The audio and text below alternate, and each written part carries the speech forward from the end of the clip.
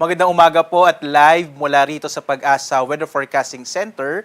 Narito na ang lagay ng ating panahon ngayong araw ng Biyernes, August 21, 2026. Ninoy Aquino Day po ngayon.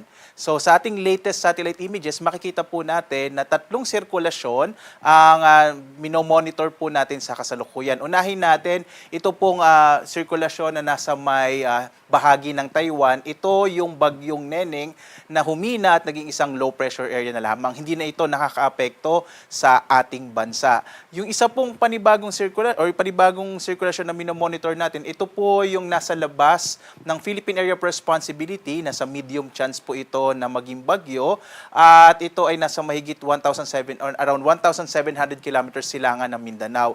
Base sa ating pinakahuling datos, hindi ito papasok ng Philippine Area of Responsibility.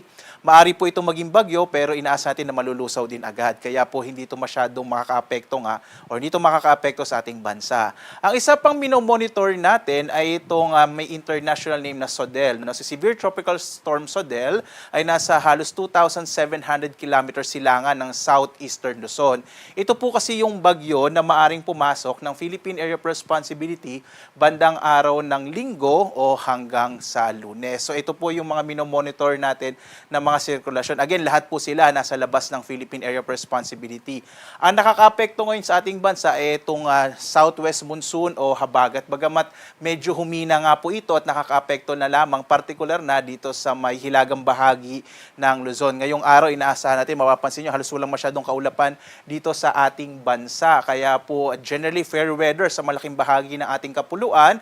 Magkakaroon ng medyo maulap na kalangitan sa may area ng Ilocos Sur, Ilocos Norte, Cagayan, Abra, Apayao at sa Batanes, dulot ng habagat, habang iba pang bahagi ng ating bansa makararanas naman ng mga localized rain showers and thunderstorms. Inaasahan po natin na magpapatuloy itong mahinang habagat hanggang bukas, kaya po asahan natin yung generally fair weather sa malaking bahagi nating bansa hanggang ngayong araw nga ng Sabado.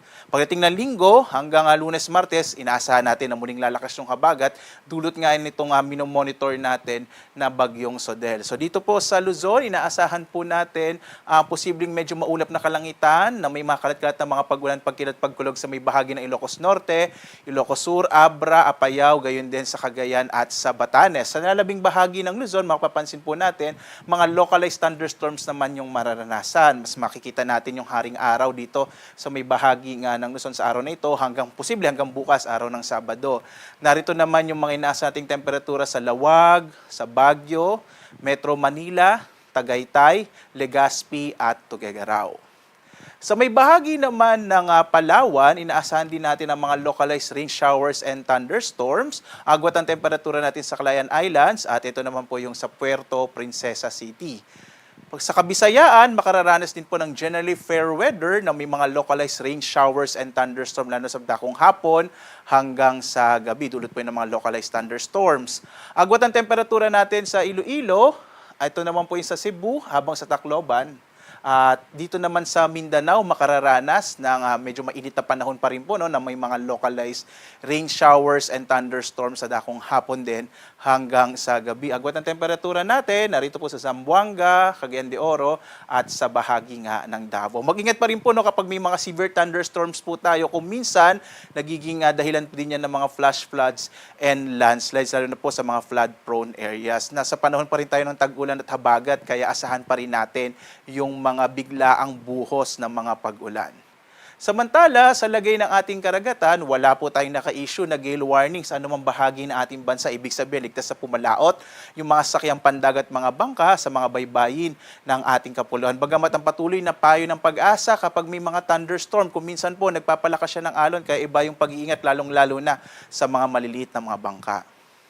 Samantala, ipapakita ko po sa inyo, isa po sa mga impormasyon na ini-issue ng Pag-asa tinatawag na TC Threat Potential. Ito po yung inaasahan o outlook po natin within the next or in the next 2 weeks kung posibleng magkaroon ng bagyo. So ngayon makikita nyo po sa week 1, ito yung mula August 20 hanggang 27, makikita nyo po, ito yung posibleng maging bagyong papasok ng Philippine Area of Responsibility bandang araw nga ng Linggo or Lunes. At ito po yung magpapalakas ng habagat, kaya inaasahan nga natin na posibleng next week, pagdating pagdating ng Monday, Tuesday ay muling magkakaroon ng mga pag-ulan, lalong-lalo na sa malaking bahagi ng Luzon.